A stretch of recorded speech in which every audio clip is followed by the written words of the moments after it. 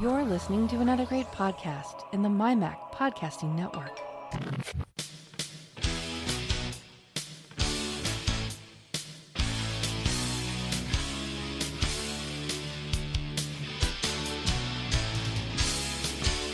Hello and welcome to another edition of the show where we take a wander around the week in Apple news, reviews, technology, associated products, and all sorts of other things that catch our eye. This is another episode of the Essential Apple Podcast.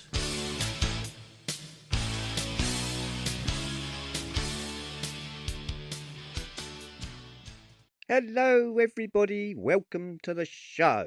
Funny old week on the news front, I have to admit. I'm joined by Nick. Hello Nick. Hi Simon. Yeah, good to be here as always on a Sunday doing a recording. Doing our Sunday afternoon recording. Jim was here, but his Mac has decided it needs to restart and do a Big Sur update. And just as we were about to start the show, we got the doo-doot that tells us he's dropped off. And he's messaged me to say, bleeding Mac started the install. I'll be back as soon as I can. So Jim will appear at some point, we hope. There we are. Uh-oh. Yeah. One of those. Don't click OK when you don't mean to. Oh no, I've clicked OK. Oh dear. Well, as I say, funny old week in the news. Nick, not a lot super going on. Of course, I guess the biggest story, which I haven't even bothered to put in the notes, is the March event is not happening. Despite all the rumours, there is no sign of any March event. They could just send out the invites on the 23rd and say surprise. Yes, they could. Just to, we are having one today after all. I'm just wondering if they're, if they were just yanking all the leakers' chains. To be honest, quite probably. I mean, all the leakers and prognosticators are now saying, look, it's going to be in April. It's going to be in April. John Prosser, in a kind of Weasley, I consider a fairly Weasley statement, said, well, I had a source inside Apple telling me it was April, but everybody else was saying March, so I thought I must be, they must have something I didn't know. But that sounds a bit like trying to get out of it after the event, if you want my honest opinion. Yes, when I said the 23rd, I meant April, not the 23rd of March. I just typed it wrong. A bloke told me it was going to be in April, but I didn't listen to him. Yeah, I was pressured by all the other big boys to go along with the March prediction. As you would if you got an inside source. Yes, you'd obviously believe the people who don't know. So there you go. So There is no March event. There may, of course, be something in April, or there may not. We, as ever, wait with bated breath to see what Apple do. This is why I don't pay any attention to people like Prosser and most of the rest of them, I'll be honest. There we are. Yeah. So, there we are. What else? Apparently, Brazil has fined Apple over the lack of chargers in the iPhone 12 box, according to 9to5Mac, and I believe they have been fined the equivalent of $2 million, which really is probably pocket change to Apple. I'm pretty sure that's not going to bother them very much. I suspect they saved a lot more than $2 million in charges they didn't put in the boxes. So it's the Consumer Protection Regulator that's fined them. Mm-hmm. Apparently, they did not demonstrate. It did not demonstrate environmental gain. Well, I've got some sympathy with that. I mean, it doesn't, does it? I mean, all they're doing is saving a little bit of money sending it out. And okay, there's probably less waste as well. But I think we commented when they were talking about leaving the chargers out a while ago that why not just give a tick box and allow people to select it if they need it? Yes, I'm not quite sure I understand. Other than as we also said back then, it's Apple yet again saying, "Oh, we can sell them the chargers separate." It doesn't seem to make a lot of sense. But I'm not. But as you say, $2 million is neither here nor there for Apple. Apparently, aside from charger removal, Procon SP states other problems such as misleading advertisers, Apparently, iPhone 11 Pro consumers reported that Apple would not repair their phones after problems with water. Some users reported problems with some functions on their phones after updating, which Apple didn't help them with. And Apple exempts itself from legal and implicit guarantees against hidden or not apparent defects, apparently, according to them. So, Brazil are not particularly happy. Doesn't sound like it, does it? There we go. I kind of see their point. It's complicated, and consumer law varies from place to place. I was never really convinced by the whole removing the charger thing. Yeah, in some ways it makes you realise why Apple has to have its own in-house legal team, really. I mean, when you're selling into so many countries, Yeah. it must be a bit of a nightmare. It's an absolute minefield, I'm sure. I mean, they really have dug themselves into one, though, that, haven't they? I mean, the French and various other people were up in arms about the removal of the headphones. Yeah. It's all again, the removal of the wired, lightning earpods. Yes. I can also see, why consumer people would be upset about that, because you can't just go in any garage and pick up a pair of £1.99, wired earbuds. You've got to buy lightning ones. Yes. Or you've got to have the dongle. There you go. So, but yes, as a fine, that's piddling, and I'm sure Apple have just gone, yeah, here, here's a check. Thank you. That's right. We look Here's down some the cash back. I've got in my back Yeah. pocket. I found some down the back of the sofa. Here you go. So there we go. Apple apparently are going to allow Russia to pre-install apps on iPhones as part of the device setup, according to 9to5Mac. And Apple has bent the rules for Russia, and other countries will take note, which was from Wired. Russian iPhone buyers will soon be prompted to install software developed in the country, setting a precedent that other authoritarian governments may well follow. This is another one of those ones we've talked about before, Nick. Those are the rules. The Russians have imposed these laws. Whether we think they're fair or not is not relevant. Apple either has to comply with the rules or get out of Russia. It's as simple as that.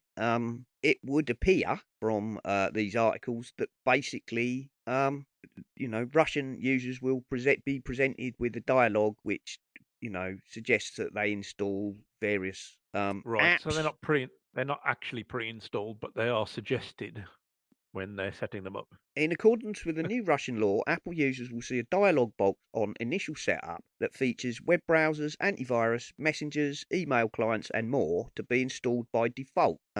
All the apps on the list are pre-selected to be installed as part of the setup. However, users can deselect them if they don't want them. These pre-installed apps will also be deletable after the setup is complete. As 9to5Mac are saying, this is a big thing for Apple to allow. They have fought hard to prevent carriers or retailers from having influence over the iPhone experience.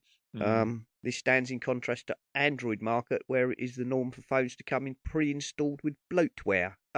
Well, and all the Google stuff, in all honesty. I mean, it is written by Google, so they don't. Yeah. They don't. All the Google stuff is there, installed on the phone, just like the Apple stuff is. So I don't think they're it's any talking about if different, you buy a Samsung or one of those, often they come with a whole load of their own stuff. Yes, yeah, without doubt. Yes, there is extra stuff added in. Yeah, Apple have previously threatened to leave the Russian market if the law came into effect, but has clearly not followed through on this threat and is complying with the law. I guess they ran the numbers and decided that. At some point, as a big company like Apple, at some point you do have to make a decision about whether you want to abide by the laws in that country or just not do business there. Yeah. And that's the choice. Any company that deals with other regimes like China or Russia or all sorts of places Yeah. in the world, or lots of other. someone has to make that decision, and whether it's the right decision is down to how you see. I mean, I would say it may have been that Apple threatened to withdraw from Russia if the rules were too strict. Enforced. Yeah, You know, yeah, it's possible. It's possible they got their own way a little bit through negotiation. Because it would so appear that they, here that, the Russians are saying we're going to basically attempt to pre-install a load of stuff on your phone, but you can select not to have it, and even if you have Yeah. it, you can delete it afterwards. So it's it's not like mandated. They're just trying to say, well, we'd prefer if you had a Russian browser and a Russian email client and a Russian messenger. But I mean, looking at the moral side of things, I mean, we all struggle with it. I mean, I struggle with the fact that we do so much business with China, and but we don't really get any choice. You know what I mean? No matter what we buy, it's probably being made in China. Yes, and if It makes it very difficult to take a moral high ground. and Well, if the you moral high ground is don't have a device. yeah, you know. It's not instead I'll buy this device. It's just don't buy a device at all. Yeah, Um, but to some extent, as you say, we're kind of it would be very difficult to say I'm not having anything that's made in China because I disapprove of the Chinese government, because your fridge and your oven and your vacuum cleaner, almost everything. if they're Yeah. not actually manufactured in China, you can guarantee that they contain a load of parts that are made in China, circuit boards and processors and Oh, yeah. Lord That's knows right. what else. So you just it's the We way li- of we the live in a world. global economy, whether we like it or not. Yes, exactly. You're kind of Yeah. stuck with it. So there you go. Yes, I kind of get the bit from Wired there saying other countries might try to follow suit, but well, authoritarian regimes will do what authoritarian regimes always do, and Apple will either comply or pull out. Yes. Yeah. It, I mean, it's, it depends on whether you see it as an authoritarian measure, or whether you see it as that country trying to be fairer. Because there was the argument in Europe, wasn't there, about wanting to use apps from the local economy mm, rather than be apps written by people in America, effectively. yeah, Um, yeah. and and I have some sympathy with that. And Well, but it it's a depends on what they're actually installing. well, yes, it does. Although as you said before the show, some people will say, "Oh, well, Russia is doing this in order to, install things that, maybe track their citizens." Yes. But Yeah. as you said, I don't. Why bother? Just ask Google or Facebook. That's right. If you want the information, ask What Google. was Yeah. what was Dmitry Yeltsin doing on the 5th of March? Please tell us, Facebook. Yes, he was here, and he was buying this. Exactly. So, Yeah. um. Yeah, I don't know. I mean, it's a bit like in India. India has a set of rules which Apple have had to comply with in order to, get into the Indian market. And some Yeah. people would Yeah. look on them as protectionism, and other people would look on them as anti-exploitative. And that is, if you want to sell Apple gear in India, you have to make some of it in India. Is that Yeah. protectionism, or is that a simple, reasonable trade-off? If you want to sell goods here, we insist that you employ some of our people in making it. Mm. That doesn't, that doesn't seem an unfair, relatively unfair, No, it doesn't. you know, No, it doesn't. trade-off, really. There we I've are. just had a message from MacChip saying that the update's slow. Oh, very slow. There we go. He'll be back. What else have we got? Intel, of course, have been they've recruited Justin Long, the I Am a Mac guy, Oh yeah. to basically do a load of ads promoting the PC over the Apple's M1 machines, and a lot of Apple users are very, very upset apparently about this. I'm not sure I'd be upset. I think it's a bit ironic. Yeah, slightly ironic. Or what? Are they really not inventive enough to be able to find someone else to do it, Well, or or they, to actually use the same guy? is that It seems a little bit that's a deliberate dig. thumb on the nose, isn't it? Yeah, a little bit. But lordy, lordy, guess what? Actor gets paid to shill stuff. Actor shill stuff. Yeah, that's I'm sure right. he has bills to pay the same as the rest of us. We've got this gig. Do you want to do it? What is it? Promoting PCs and taking, taking a little bit of a thumb up nose at Apple. Well, so Yeah, and we'll pay you a lot of money for it. and if we, Yeah, yeah, okay. if we back this truck full of cash and dump it on your lawn, will that do? Well, So- it probably doesn't need that. I mean, if they just basically said, "Look, you're not working very much at the moment because people in your trade are really struggling. So here's some money for doing some ads for us." He's going to say, "Oh yeah, okay, Oh yeah, thank you very much. absolutely, Absolutely. As would any actor." Yes, precisely. Anyone would think he was a big fan of Apple. I mean, I don't think he's ever actually stated that. No one who the other. He's an actor. Anyway, there we go. So anyway, Yes. they've been doing that and basically trying to diss the Apple MacBook Air and so on, and promote their the PC in general as a better option. There you go. That's Yeah, good luck with convincing people of that. yes. Intel has slammed Apple over MacBook Air battery lie, but owns itself in the process, according to iMore.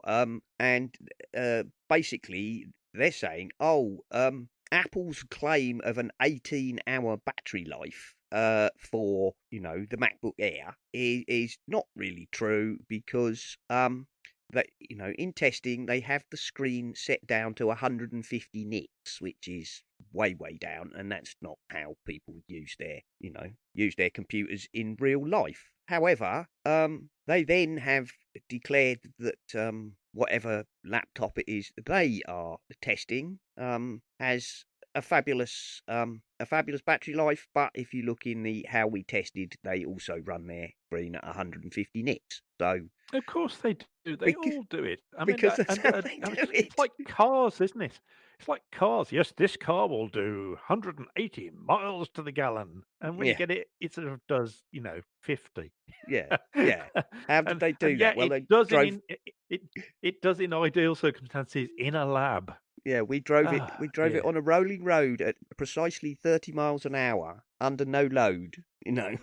Yeah, shocker. Company you exaggerates its equipment's abilities. Well, not actually exaggerates it. Know Yes, they do it. I mean, the fact is, if it lasts 18 hours, fine. If it doesn't last 18 hours, if it still lasts all day, what do you care? Yes, exactly. Apparently, I read another piece about this. There was a piece somebody said I decided to try my Dell XPS 13 and my MacBook Air M1 in a real world setting, and they both managed to do 10 hours basically which is easily a working day. Yes, 10 hours of For real both of them. life. Real life writing, having Word open and Chrome open and it's blah, blah, difficult, blah. isn't it? Well, companies will always exaggerate. They will always give you the best possible scenario in very fixed testing because it makes them look good. It's not that it won't do that; it will in those circumstances. Yeah. But I know what they're saying. But every company does it. It's not like Apple are unique in this. No, well, as it says here, Every right? company does it. Intel has a new website dedicated to telling you why you shouldn't buy a Mac. It includes a section noting that Apple is not truthful about that M1 MacBook Air's battery life. The Acer Swift 5 it compares it to is advertised using exactly the same tactic. Well, that's it. It's like that's industry standard how we do something to test the battery life, and that way we can claim we get 18 hours. Well, fine. Yeah, they got 18 hours under ideal conditions. No, don't get me wrong. I mean, as a consumer, I'd really like them to. I'd really like them to give sort of average usage figures rather than ideal usage figures. Yeah, but we all know that, and we all know they do it. As you said with cars, this car does thing. You think, yeah, and in real world, I'll probably get half that. That's just how it is. And Jim is back. Hello, Jim. Hello. Hello. Apple's idea of 15 minutes is not 15 minutes. Oh, well, they're computer minutes. Did you not know that? Computer minutes are very elastic. Have you never had I think I sat for about 10 minutes waiting for it on the last minute to go. Yeah, I was going to say, I have had, on one of the installs I did relatively recently, it got to about a minute remaining and sat there for an hour. So that was a very special elastic minute. There you go. But computers do that all the time. Their version of time is a bit different from ours, I think. There we are. Oh dear. So, what else have we got? Apple have discontinued the 512 gig and 1 terabyte SSD configurations of the 4K 21.5 inch iMac. So effectively, That's unusual. well, Well, I guess they're running down the stocks in Oh, yeah, if they're not available. Yeah. yeah, they're running down the stocks in preparation for the new iMacs. For the new basically. ones. Yeah. Okay, well, yes, that does make sense in that case. So it's not like they've Basically. discontinued them; they've just run out of them. Well, they're basically the build to order options are no longer available. You can have a stock Right. one, or you Yeah. can hang on until something else comes out. Basically. Well, there's Yeah. two ways of looking at it. Either there's a new iMac due out very, very soon, or the supplies are very short chip-wise. There is also that fact that supplies of semiconductors are somewhat constrained at the moment. Because there we go. iMac not usually out later in the year. It tends to come out. Well, I don't know that the Macs really have much of a set pattern. They come out when Apple decide they want to. I mean, they quite often come out around WWDC. They tend to announce new Macs, don't they? Which is June. I mean, the question is, are we going to see a brand new design? I think we are. I don't think it takes much imagination to It's long overdue. consider that it's probably going to look like a big iPad. The new iMac that will have square edges and Similar to the Microsoft desktop yeah, to some extent. computer. Yeah, I Just a think big screen. yeah, it will.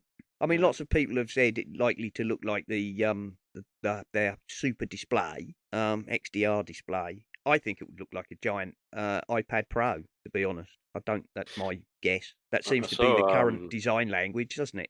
We've taken the design language of the iPhone 4 and gone with that. So I saw a hideous graphic of someone's thoughts of what the new iMac would look like, and it looked like Frankenstein's daughter crossed a giant iPad with the pudding bowl. Mind the pudding bowl iMac? oh yeah, yeah.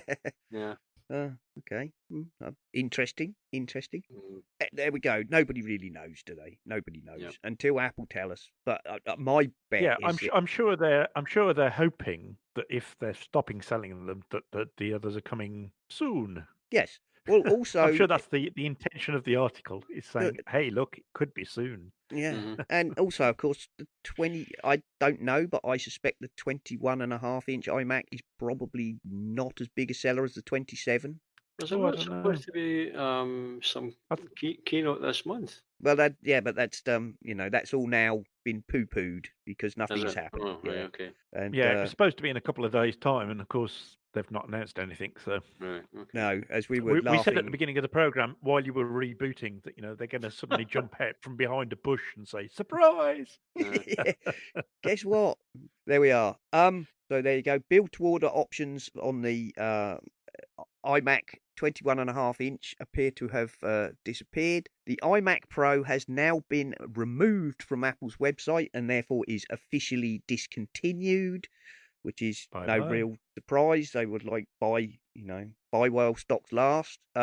And I assume that means Apple have no more stock, and there might be some in the supply, in the retail chain somewhere if you desperately wish to buy one. We've got some speculation here from this one's from. Oh, I believe this might be an Apple News only link actually.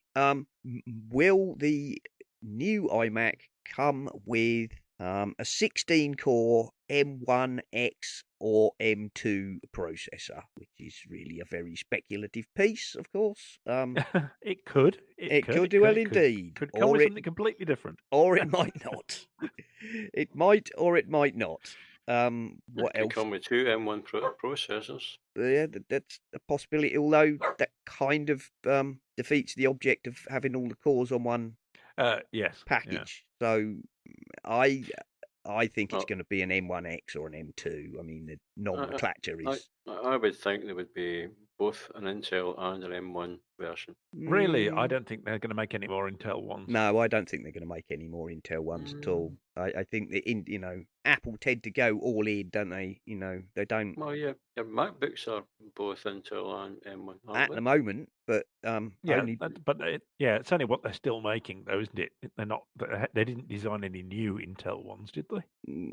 well, I mean they released the new, what was it, the 2019 16-inch MacBook Pro was new, but I don't You think they're might going be right, Jim. You might be right. to.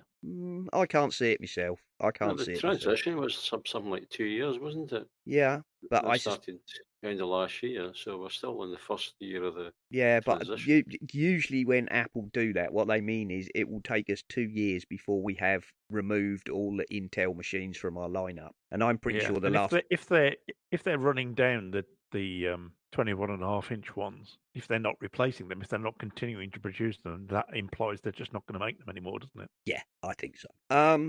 So there we go. We've had more betas this week. I've got one queued up waiting to install as I speak.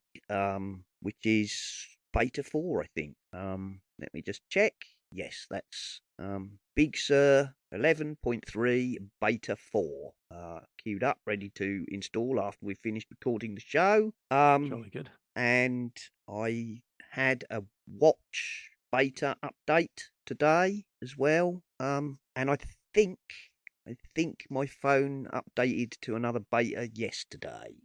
So there we go. More betas all round. More fun and games. What else have we got?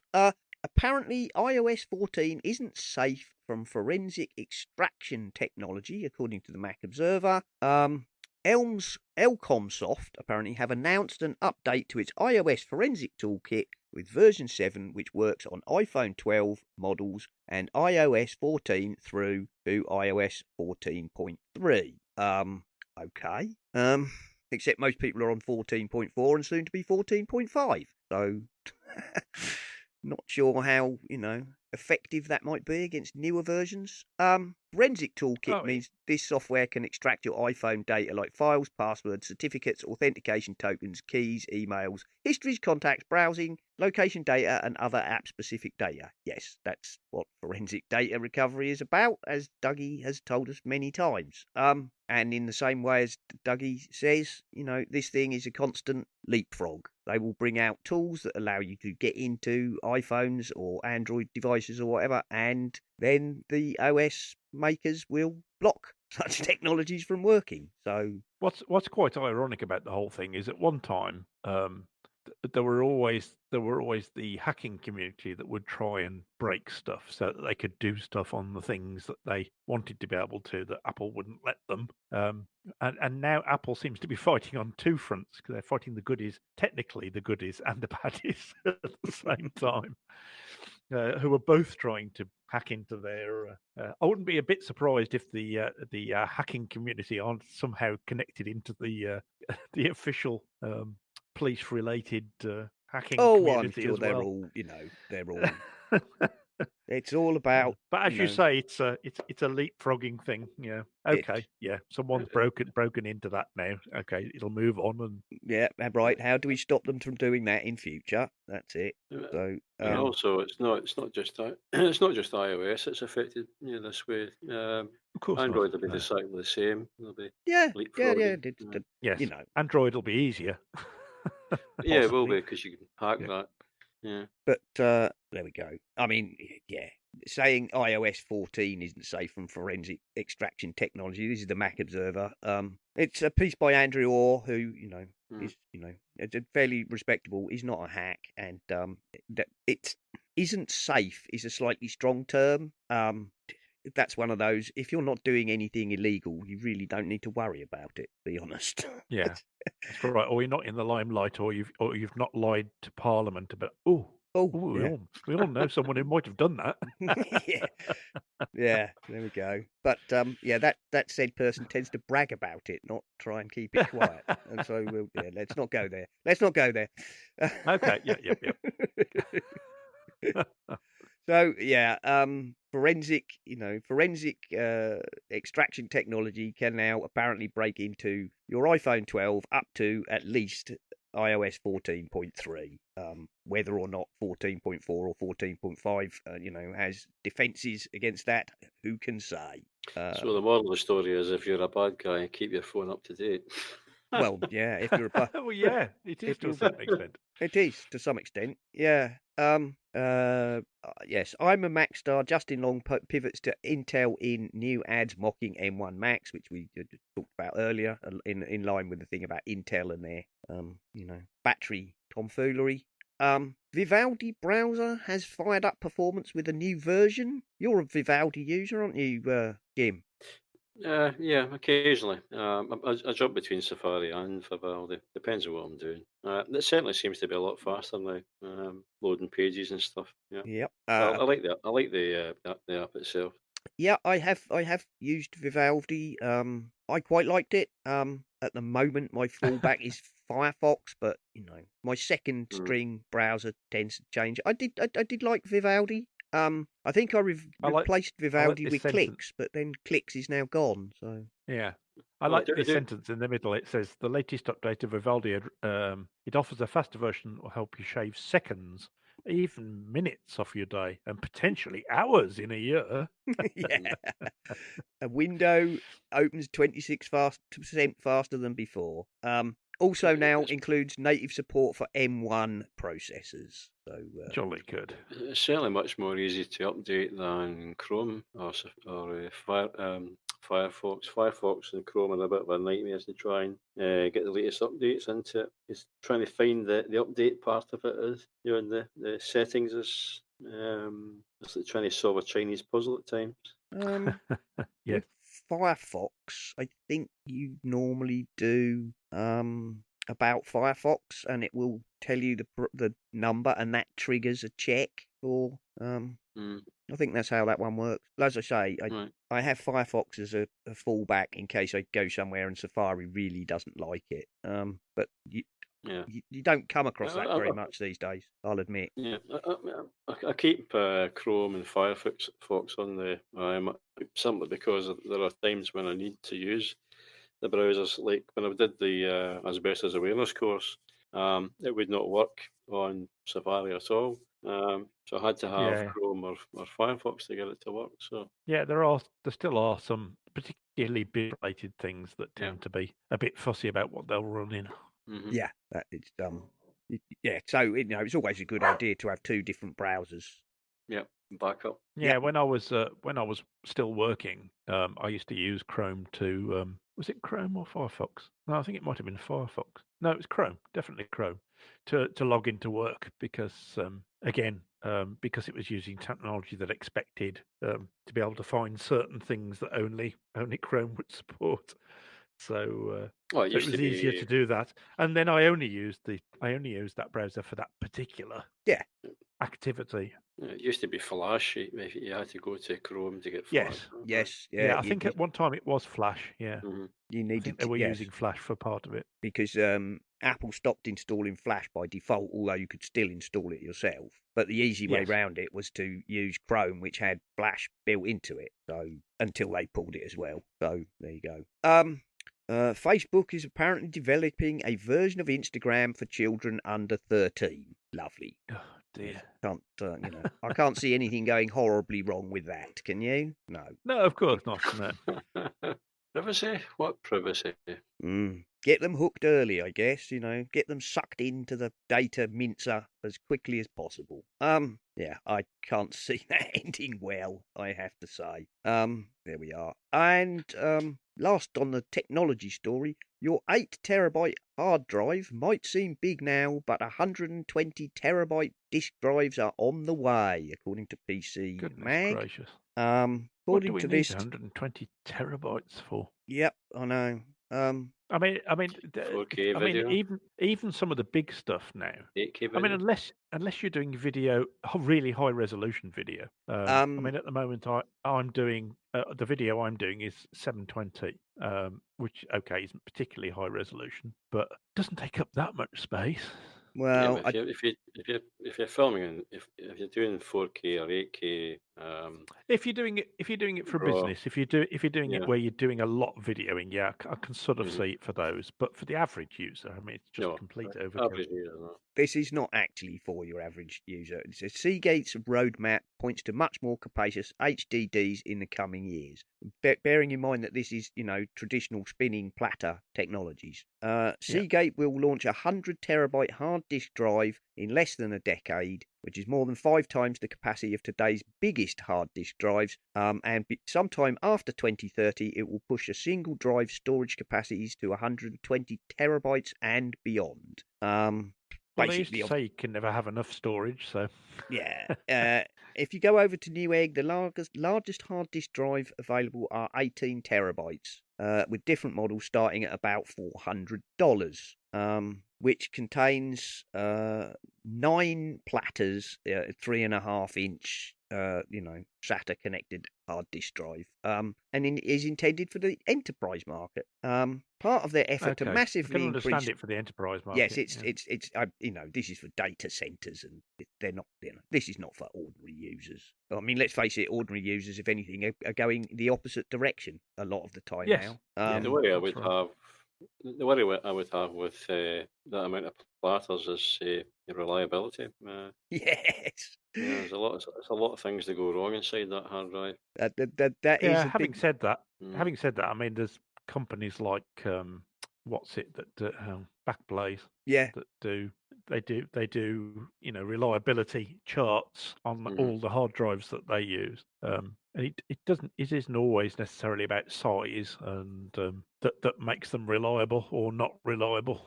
no, It's, there's a there's a lot to variety of take into account. a lot of things to take into account. I mean, What is going on with this page? It won't scroll properly and it jumps all over the place. And Well, there was some talk about new technologies coming out that would store data, vast amounts of data. There was like 3D recording. I'm trying to remember what it was. There was something. holographic recording was one of Yeah, the things they were yeah, talking about. yeah. And there was even a talk about the wire coming back again. Mm. There's, I don't know. I mean, obviously, there's a good question though. I mean, they're talking about platters and not SSDs. yeah, because this is Mm, yeah, because this is storage in data centers, and mm, they do use SSDs in data centers, but usually only on critical stuff that needs to be accessed very quickly. right. But for general backup, they still use spinning drive. yeah, because Mhm. God, it said Seagate accounted for over a zettabyte yes, of ship storage last year. That's incredible. the need for bulk storage is continually growing, and that's not going to change anytime soon. No, because as more and more of everything we do is digital Online. and online, Yes. all this stuff has to go somewhere. Yeah, it's not like it really is in a cloud. No, it's not in a cloud. It's in a honking great factory full of spinning hard drives. That's the truth. Yeah. I just, it's not a surprising story to me. I mean, 8 terabyte HDD might seem big now, but 120 terabyte drives are coming. I remember it just means when that the technology is still moving on, doesn't it? It's still. So they're talking about a new technology called heat-assisted magnetic recording. yeah, that will make it possible to store even more. more. I mean, it's great.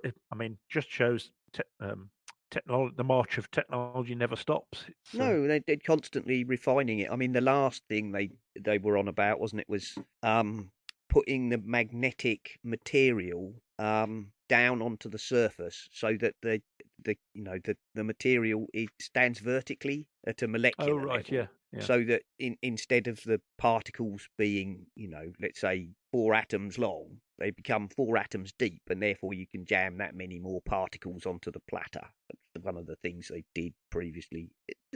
They just keep going on. I mean, I remember when people started talking about gigabyte hard drives. Yeah. I remember my first 80 megabyte hard drive.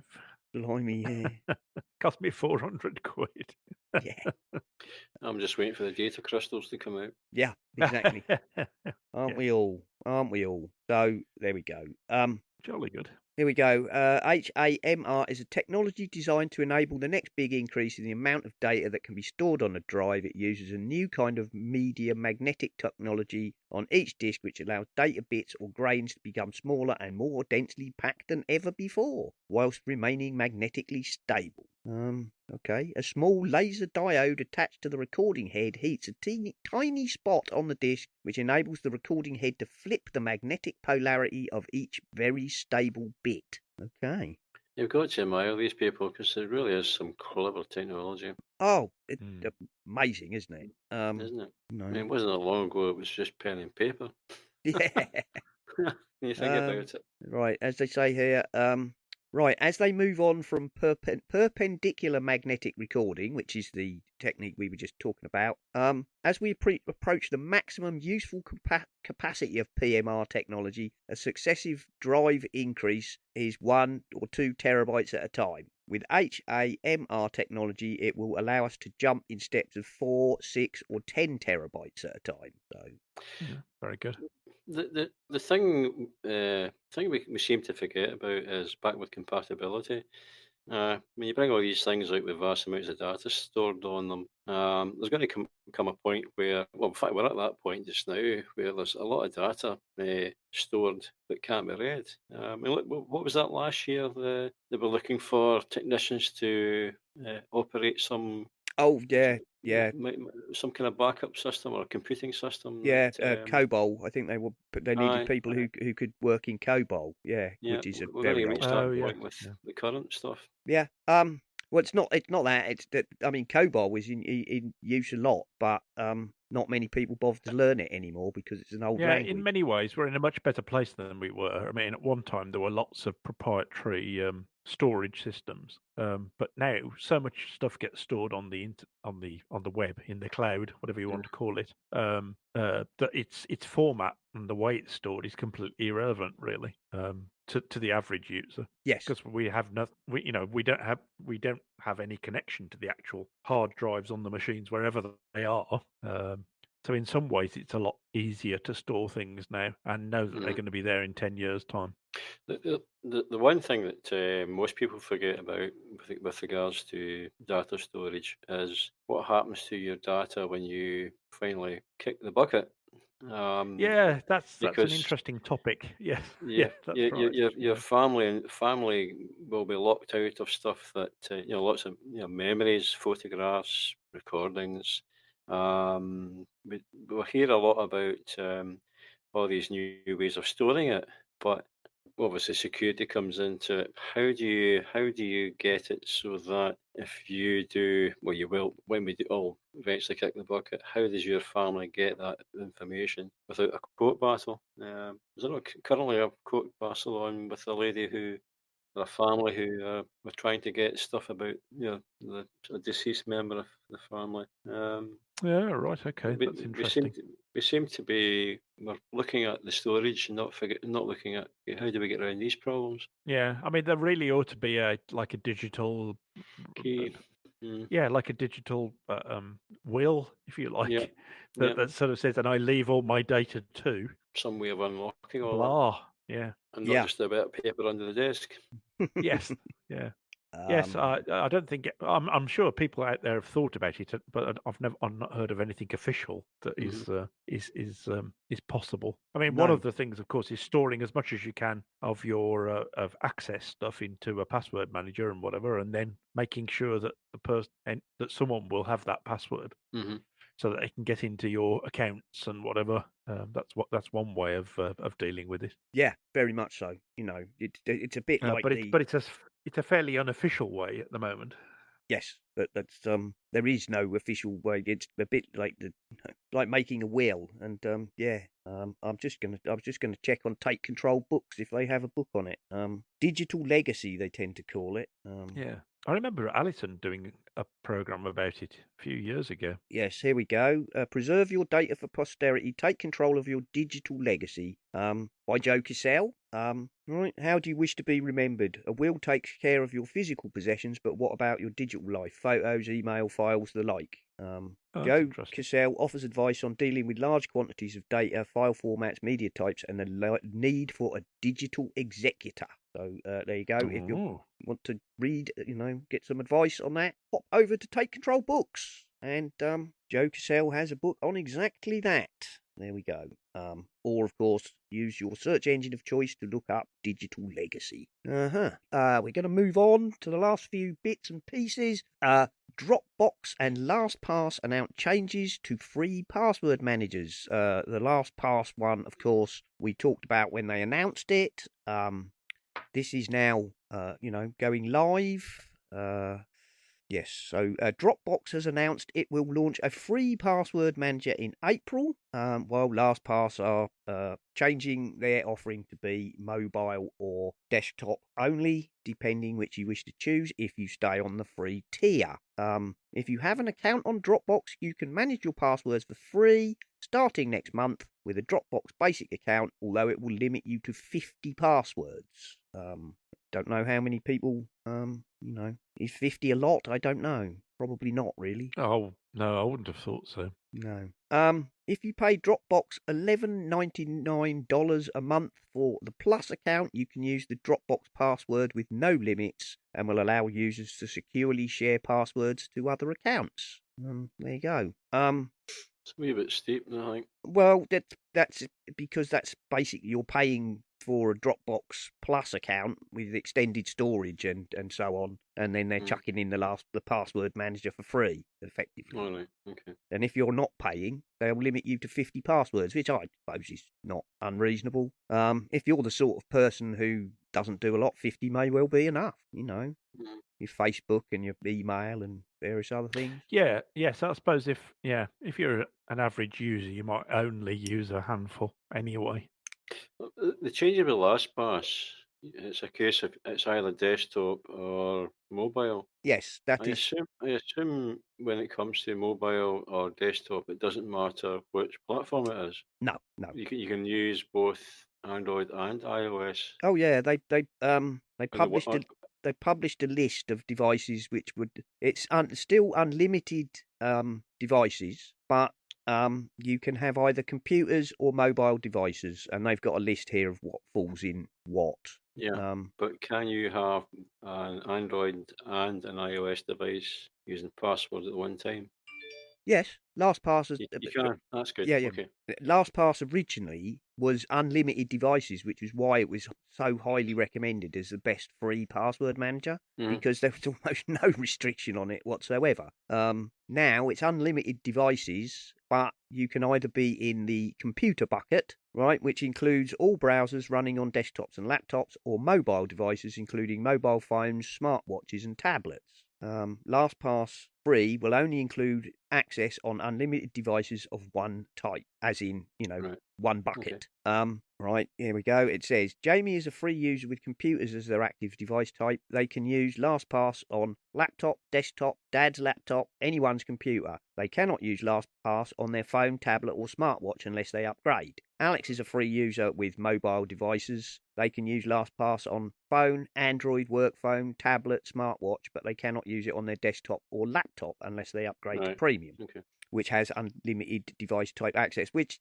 as we've said before, it's a bit annoying for those of us who are using the free one, but I can understand it. I mean, it was so unlimited, it was almost a case of there's no point paying for it. If you're a current... you are paying a bit more, actually. Yeah. So at the moment, the cost for the Plus... going back to Dropbox. If you're paying for the Plus at the moment, you're paying $7.99. So presumably you're paying another, £3? £4, aren't you? Well, it's not really free then, is passwords as well. It's not really free, unless they were going to upgrade prices anyway, and they've chucked that in as a way to sweeten the deal. But at the moment, you can upgrade to Premium. If you're a current free user of LastPass, you can upgrade to Premium for an exclusive limited time discount and get Premium for $2.25 per month, billed annually. The way I'd read it, the original news about it, I read it or misread it, and I deleted the app off my iPhone because I was using it on my Android tablet. But afterwards, I realised, hang on, it must be you must be able to use it on both devices. So I put it back on. Yeah, you can use it on now you're basically it's computers or mobile devices. If you're using it for free, I am considering, I have to admit, paying for LastPass. Yeah, I decided that I'd give up the fight against 1Password, and I've subscribed to 1Password now. Fair enough. It was easier to give in and have all the latest features and things. Well, the other thing I did was I got Bitwarden. Yeah, I've got Bitwarden as a backup. Yeah. Bitwarden's good, but it's not quite as good as LastPass. Mhm. And I'm considering, giving in and paying for the LastPass premium so that I can use it Well, everywhere.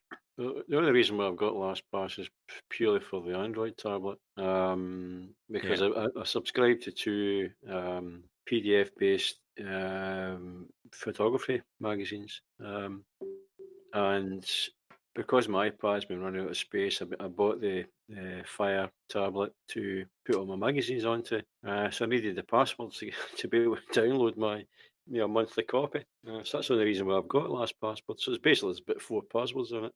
Yeah. Yeah. There we go.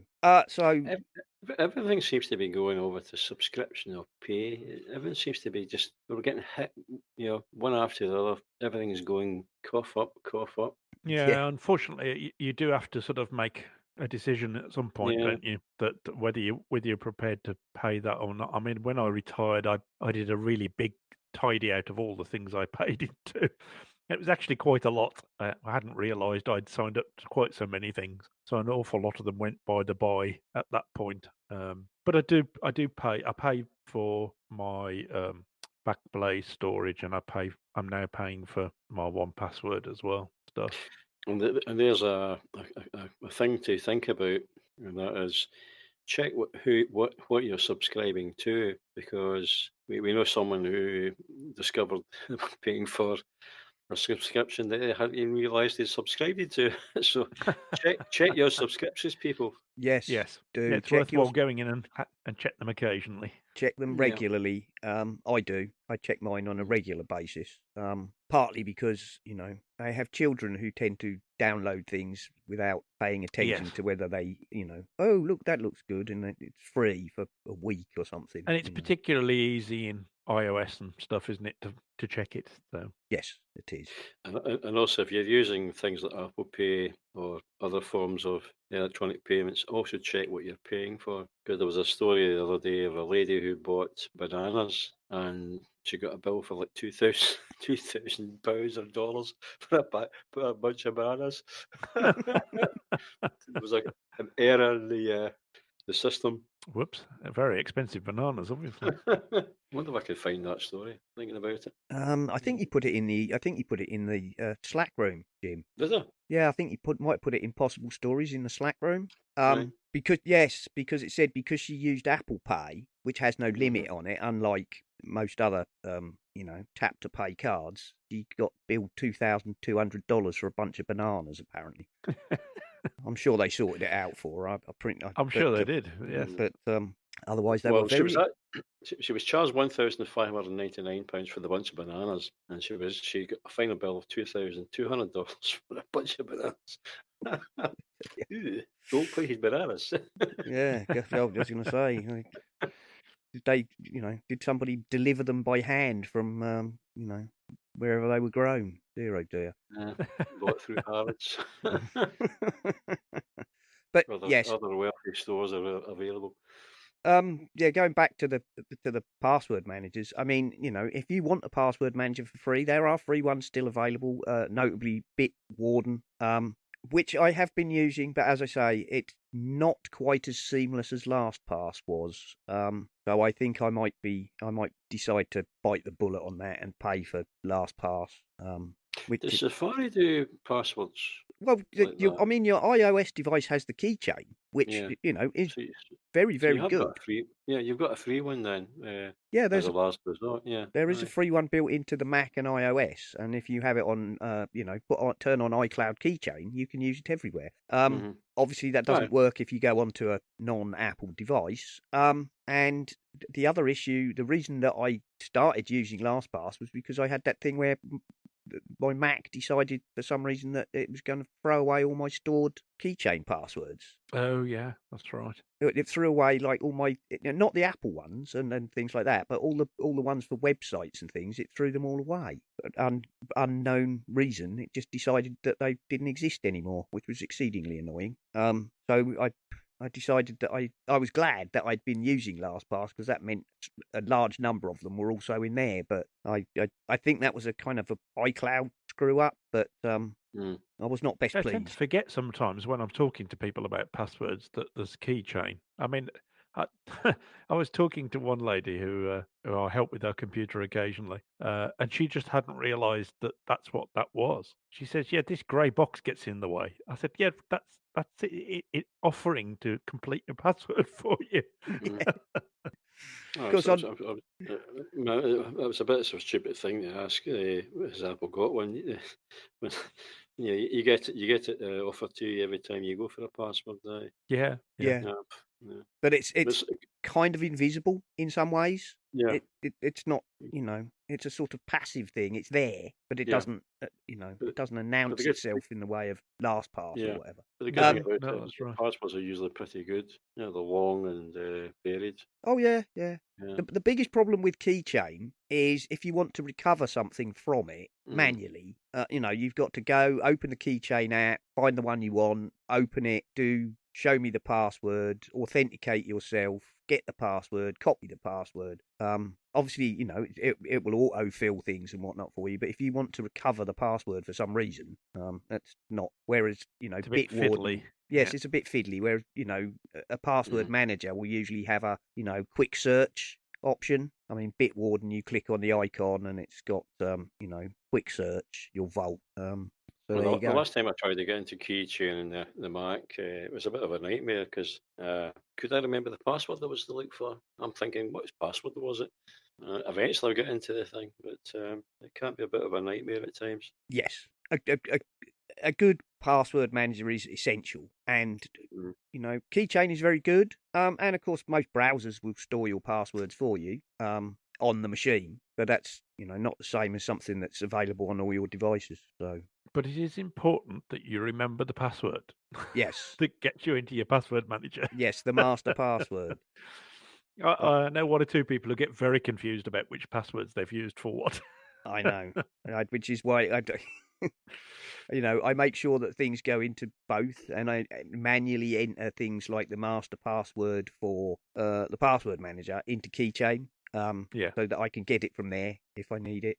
There we go. Right, more server vulnerability misery, chaps. Hackers are exploiting a server vulnerability which has a severity of 9.8 out of 10. According to Ars Technica, this is affecting big IP servers, which apparently are made by an American company called F5. When this decides to open for me, there we are. It says here, in a development, security pros have feared attackers are actively targeting yet another set of critical server vulnerabilities, leaving corporations and governments open to serious network intrusions. This time it is Big IP, a line of server appliances sold by Seattle-based F5 Networks. Customers use big IP servers to manage traffic in and out of large networks. Tasks include load balancing, DDoS mitigation, and web application security. Last week, F5 disclosed and patched critical big IP vulnerabilities which allow attackers to gain complete control of a server. Despite a severity rating of 9.8 out of 10, the security flaws were overshadowed by the Microsoft Exchange server debacle a week earlier.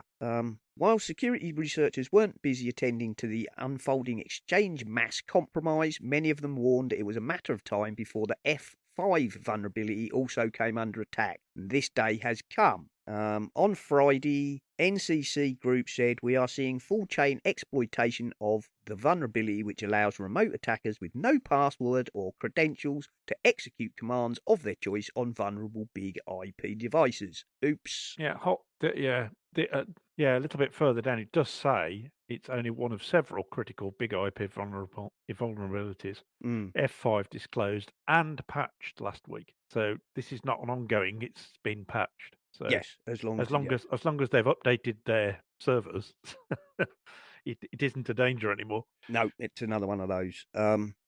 Other researchers have reported internet-wide scans divide to locate big IP servers which are still vulnerable. Yeah. So update. Yes, here we go.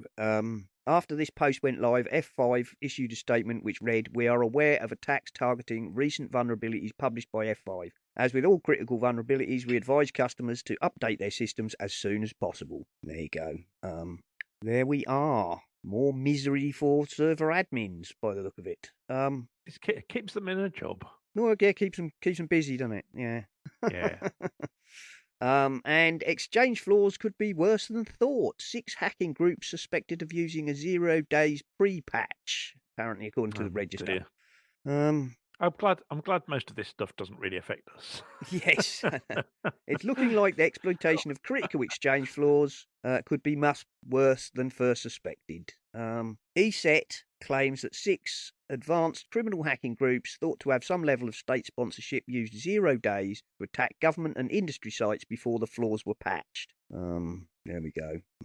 Tell us something we don't know. Yeah. Pick a nightmare scenario. Either a state-sponsored team found and exploited the flaws, probably for a while before someone found them and shared them to similar groups. The second possibility is that DevCore or Microsoft security team was penetrated. Or finally, there's a possibility that one or more of Redland's security partners is feeding information to the enemy. Or the truth could be a mishmash of all of these.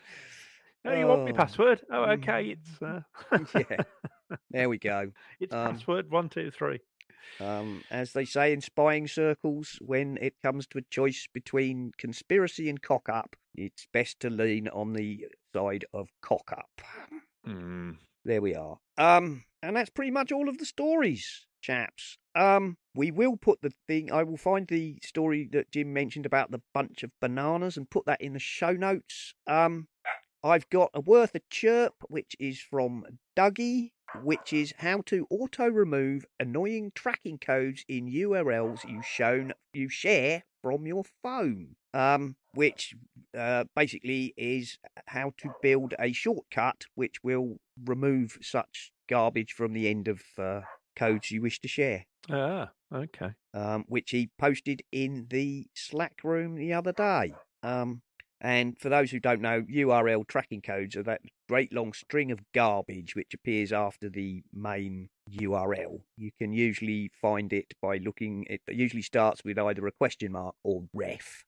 There we are. So, yeah, a link to Dougie's tip there on how to use a shortcut to remove that stuff. That will shorten your shared links to just the link and not all the tracking gunge. And just a snippet for this week, Mark's van life videos can be found on YouTube, and I'll put a link in the show notes, which is Mark making videos about living in his van. Which not? but yes. Well, Carl on Mac and Forth mentioned them this week, so I thought I'd ask Mark where they were, because they're not in his Essential Apple channel. Obviously, they're in his own. They're in his own private channel. So link to that is in the show notes. I think you can find it if you search for Mark C on YouTube. And I think they're called AVLT. A van life thing. So you could probably find them by searching for that as well. There we are. And I think we'll call that a show, chaps. Why not? Why not? Good-o. So, Jim, do you want to tell everybody where people can find you and your stuff? And Flickr as the SRPS Paint Shop.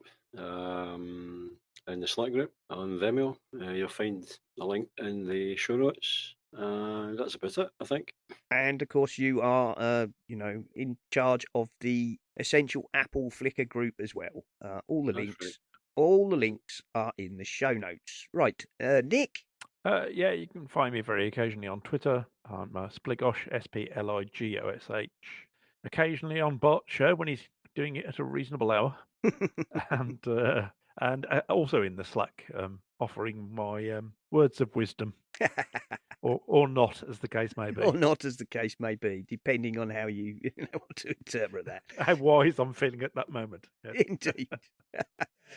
I am, of course, in the Slack, and I am on Twitter as @Serenak, and that's SERENAK. If you want to follow the show's Twitter, that's @EssentialApple, unsurprisingly. Of course, the essentialapple.com is where you can find all of our stuff, and that's about it. So until next week, thank you for listening. Thank you for all the people who support the show. And we'll be back next week. Goodbye. All right. Bye. You've been listening to the Essential Apple podcast, and I'd like to say if you enjoy the show and would like to support us, feel free to go over to the website essentialapple.com and you will find links to both Patreon and the Pinecast Tips Jar, where you can make a donation towards the costs of the show, or even if you're really keen, you could set up a recurring payment. And thank you very, very much to all the people who already do support us. We really do appreciate you very much indeed. This show is, of course, part of the My Mac Podcasting Network, where you can find a variety of other shows like the My Mac Podcast with Guy and Gaz, the G-Men, Tech Fan with Tim and David, the Nintendo Club podcast, the geekiest show ever, the Three Geeky Ladies, Bart Bouchotte and his wonderful Let's Talk Apple, and possibly some more that I've forgotten. So why not go over to mymac.com, take a look at the available podcasts, and take a listen. My gal pals, Elisa, Susie, and Vicky, the Three Geeky Ladies, told me to remind you that they will release a new podcast each month. So, check them out at threegeekyladies.com or subscribe in iTunes. The Three Geeky Ladies, part of the My Mac Podcasting Network.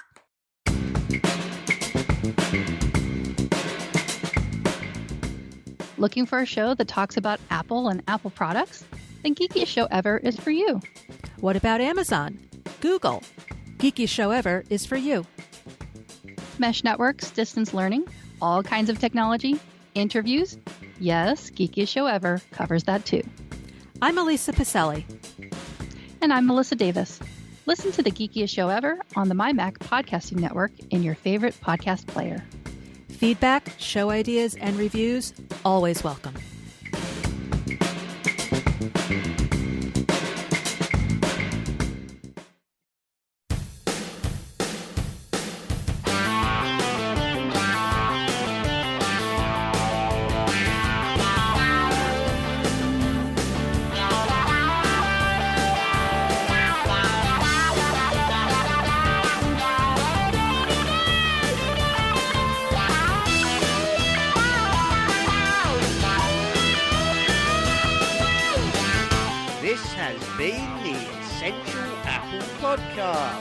We hope you enjoyed the show, and we look forward to you joining us again another time. Until then, goodbye.